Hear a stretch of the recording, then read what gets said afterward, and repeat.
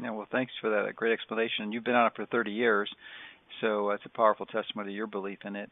And now, with respect to dosing, as my understanding does it, that ideally you don't take all your dose at once. Like some of our nutrients, like astaxanthin or vitamin D or other fat-soluble nutrients, we could take them once a week and we'd be fine. But with the water-soluble ones like CoQ10, they have to be taken more frequently. And then could you address the dosing? Then could you also address any potential dangers or side effects that one might have from them if they're taking too much?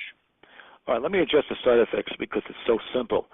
In the Huntington's chorea study and the Parkinson's studies, people were getting over a gram of CoQ10 a day, actually 2 grams in the Huntington's chorea study, and the side effect profile was just about nil.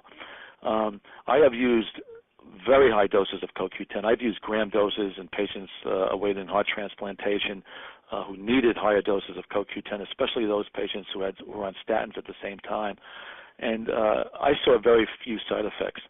The one side effect that I want to caution people about is that if the heart is very starved for CoQ10, in other words, if the serum level is very low, then you want to start giving the patient very, very low levels, like 10 milligrams, like once a day or even twice a day, and just go very slowly. In fact, in a rabbi I was treating, I wrote about him in one of my books on lower your blood pressure in 8 weeks. I could not treat this 90-pound male with a supplement because he had too much of a caffeine effect. He was a little man and about 5 feet tall, 90 pounds, and I had to literally treat him with just wild salmon to build up a tolerance to CoQ10, and eventually he was able to take supplement doses of CoQ10, but on even 10 milligrams he would get like a quote a caffeine effect on his heart. But I can tell you, using CoQ10 in thousands of patients, I've heard that comment, I'd say a couple of dozen times. Very rarely you'll see somebody with some diarrhea or GI complaints. Maybe in 1 in maybe 500 patients, you might see a slight rise in liver enzymes. I've used CoQ10 with Coumadin in lots of my patients. Remember, CoQ10 structurally, metabolically, looks a lot like vitamin K2. So I suspect in somebody's body, if they're on Coumadin or warfarin, the body may turn around and look at CoQ10 as an antagonist. But, geez, I haven't seen it. Although it was reported, 3 cases are reported in the Lancet and back in, about 15 years ago. But, again, I have not seen, a contraindication with warfarin and CoQ10, and I know doctors make a big deal out of it, but again, it's something that I haven't seen personally. Would I be a little cautious with CoQ10 and warfarin? Well, just draw your INRs, and if the INR is stable, well, certainly the CoQ10 is not, contributing anything to any blood thinning or blood clotting or what have you. But CoQ10, like carnitine, is a very, very, very safe nutrient to take, and the reason being is our body makes it. So, if our body makes it, like carnitine, it's very, very safe to take. So the side effect profile is basically nil. Dosage really depends on how sick you are. I mean, I find that the sicker the patient, usually the higher the dose of CoQ10 I have to go to. So if I'm treating a healthy patient who just wants to take CoQ10 to support energy, perhaps, delay aging, and to get a nice antioxidant effect or a bioenergetic effect, a good quality CoQ10, 50 to 100 milligrams a day is fine. If they're elderly, over the age of 70, I would double the dose. I would go to 100 to 200 milligrams a day, because usually after the age of 40, CoQ10 levels significantly drop and precipitously drop in 70-year-old women and 80-year-old men. That's when the age really makes a drastic difference. And again, that's why fatigue is a big component of people in their 70s and 80s. So, the sicker the patient, if I'm treating somebody waiting for a heart transplant, 600 milligrams or more of CoQ10 in divided doses. If I'm treating hypertension, a couple of 100 milligrams. Arrhythmia, a couple of 100 milligrams. World-class athletes who need extra ATP turnover, I'll treat them almost like a heart transplant person. I'll give them, several hundred milligrams of CoQ10. But the typical athlete, I only give 100 to 300 milligrams a day. Mitral valve prolapse are very common. I find that a combination of 400 of magnesium and usually 100 to 200 milligrams of CoQ10 will do the trick in alleviating a lot of the symptoms of mitral valve prolapse, which is really due to diastolic dysfunction of the heart, which is really a very, very common entity, especially in 2011. So one of the questions I had too is regarding to the timing of the dose. Because it's water soluble, do you find it's beneficial to split it up to 2 or 3 times a day, or just take it all at once? Oh no, absolutely. And in fact,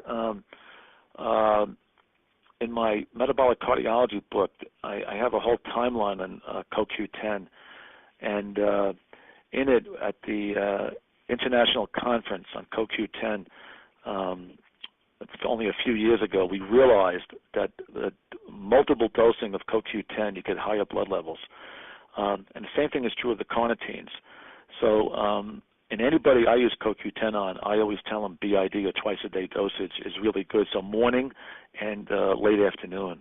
And with CoQ10, I usually like to take it with food. I mean, if they're taking CoQ10 alone, I usually tell them to take it with food, whether it's ubiquinol or ubiquinone, because I do believe absorption is better. Do you think fat helps the absorption? Fat? Oh yeah, definitely. Definitely. But again, see, the newer CoQ10s today have such good delivery systems that you can even take it, with water and on an empty stomach, and it'll almost be as good. But I still prefer it with food. Sounds great. Now, what are the reasons you alluded to that someone might consider it was for the anti-aging benefits? And that was actually one of the reasons why I committed to. It's one of the 6 supplements I take or so a day, because of the research I encountered on animals that showed quite impressive prolongations of lifespan. I'm wondering if you could comment on your experience with that, since you've studied the literature quite a bit on CoQ10. Yeah, actually, it was back in 1994. At the A4M meeting. Can you believe it, Joe? We've been going to that meeting for a long time, but it was either the first or the second meeting. One of the presenters from California, his name escapes me right now, but he showed rats over the average lifespan of a rat is 2 years. And what he showed was that rats who were given CoQ10, at the end of their lifetime, they had more energy, better coats, and better appetites, as opposed to the rats not getting CoQ10. They had very diminished energy. They weren't jumping out of cages. They weren't rearing, and they had their hair was falling out. So there was, quote, a sort of a, quote, anti-aging effect, although the rats did not live longer than the control counterparts. It was not significant, but they lived a little bit longer. I did my own research in the animal model, in the mouse model on CoQ10, and I found that CoQ10 given to both older and younger mice had more energy. And I found that in the older mice, they were traveling through a maze very quickly. They were sharper. They had a better memory, and they also had more rears. That means getting up on their hind legs. And I reported that in the medical literature because they had more locomotor activity. So and there's been other studies to show that CoQ10 may extend lifespan not so significantly, but what it does, it's the quality of the life. In other words, the quality of the animal, and particularly the measurements of activity, speed of cognition, hair, all these connective tissue, all these elements. There was a marked improvement in CoQ10. And if you look at even what do we use CoQ10 for? Well, even in the American Journal of Cardiology study, the AJC, the Bible of the Land, back in November 2008, showed that in patients with heart failure, if they had higher blood levels of CoQ10, they lived longer, and that was a human study. And then if you look at macular degeneration, which is really, it can start, as young as the 50s, but it usually is found in the older population, 60s, 70s, and 80s. But if you use a combination of omega-3, CoQ10, and acetyl L-carnitine, that's a great antidote and a wonderful healer for macular degeneration. So clearly, CoQ10 has something to do with aging. And I believe it protects our inner mitochondrial membrane, and I believe the sine qua non of the aging process is a disruption of membranes, and CoQ10 being a membrane stabilizer is just a perfect remedy for what I would call, quote, slowing the aging process, close quote. So I believe that CoQ10 absolutely supports the aging and delays aging at the same time. Supporting it, I mean by giving people a better quality of life and delaying symptoms of the aging process. Yeah, I couldn't agree more, because it's really about the quality, not necessarily the quantity. Although we would certainly, most of us would like more quantity, but not at the loss of the quality. So, and Joe, remember, heart failure is on the rise in our society. Mm-hmm. You didn't happen to see that Archives of Internal Medicine article about diastolic dysfunction, did you? It was no, on June 27th.